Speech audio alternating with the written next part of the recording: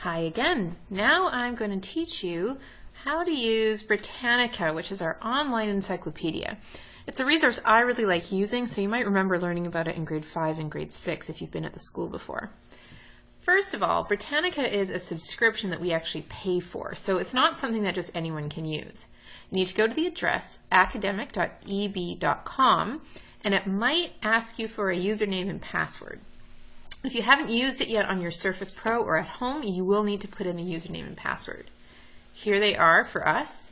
It's St. George's with the capital S and a capital G, and then the password is K12, and that is a capital K. So make sure you type that in, and that'll get you into Britannica. Usually you don't have to enter it more than once, which is nice. So once you're in Britannica, you can do a search for your topic. We're going to use solar panels again.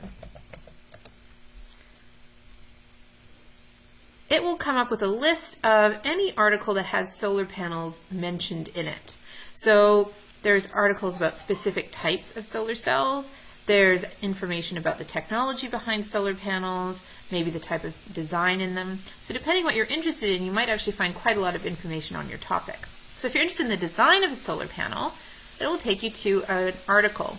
The nice thing about Britannica compared to Wikipedia, for example, is that you can trust the information you find because it's been written by people who are paid researchers and writers, and there is an editing team at Britannica. So it's not just left to random people on the internet to provide the information, it's actually a really trustworthy source.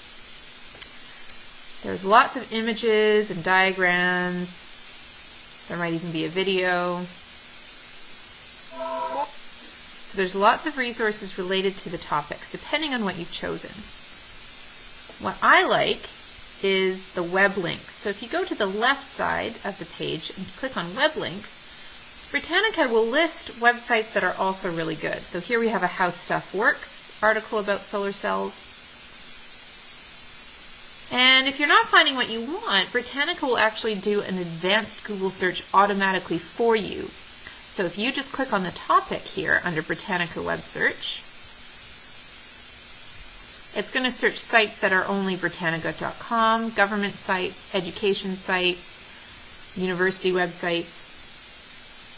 So any of these articles are likely a good place to start. And you can see that compared to the 45 million we had before, we're now down to only 582,000, which is still an awful lot. If you're not quite finding what you need in that article, it will also give you a list of other articles in Britannica that might be useful to you. You can, as well, use a dictionary of thesaurus. If there's a word you're not sure about, you can double click on it and it will come up so that you know what it means. That's handy. But here's where Britannica is really, really, really helpful. If you've decided to use this article and you need to add it to your bibliography, Britannica will do it for you automatically. Scroll to the bottom of the article. You can see who was involved in writing it. But down here under citations, you can get a citation for your bibliography automatically. Mr. Shin wants you to use APA. So this is chosen in MLA format. So just click on APA, copy, and paste. And you can put that in your annotated bibliography. That's pretty great. The one thing about Britannica is that it tends to have very general topics. So you might need to think about your topic in a more broad way to start off with. It might not have specific smaller topics within bigger topics, but it's definitely a good place to start. So as a reminder, you've got video, images, and audio clips about topics. You have related articles within Encyclopedia Britannica. You have web links. So not only will Britannica search for you, but it'll also give you suggested resources. And with the dictionary and thesaurus, you can double click on any word in the article and learn what that means. And use the citation. So enjoy using Britannica. Hi again, everyone. I'm now going to tell you how to use Britannica, which is our online encyclopedia that we have a subscription to.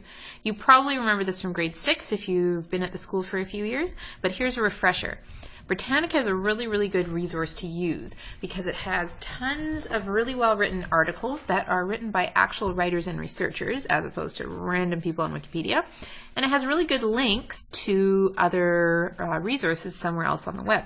Plus, it'll do your bibliography for you, which is pretty awesome. So first of all, you need to go to academic.eb.com. There is a username and password for us, which I will tell you at a later point. But once you've logged in once, you generally don't have to log in again. So once you're there, you should go to the search and type in the term that you're looking for.